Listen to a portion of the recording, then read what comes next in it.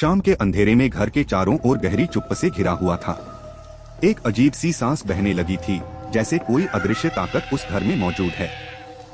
लेकिन कौन था वह अदृश्य ताकत? यह सवाल सबके मन में था, पर कोई उत्तर नहीं था।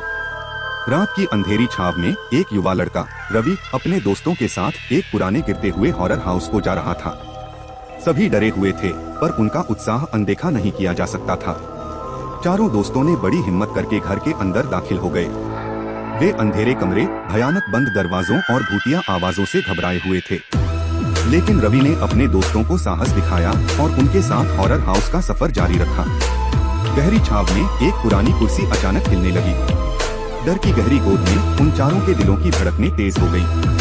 पर रवि ने डर का सामना किया और उस कुर्सी के पास जाकर देखने की कोशिश की।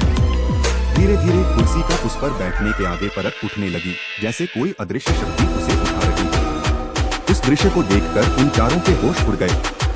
यह कुर्सी नहीं थी कुछ और, बल्कि उसकी पिता की कुर्सी थी, जिसका उन्होंने बचपन में इस्तेमाल किया था। रवि का पिता बीते साल ही गुजर गया था और उसकी यादों ने अब भूतों के रूप में उनके पास वापस आने का दावा किया था।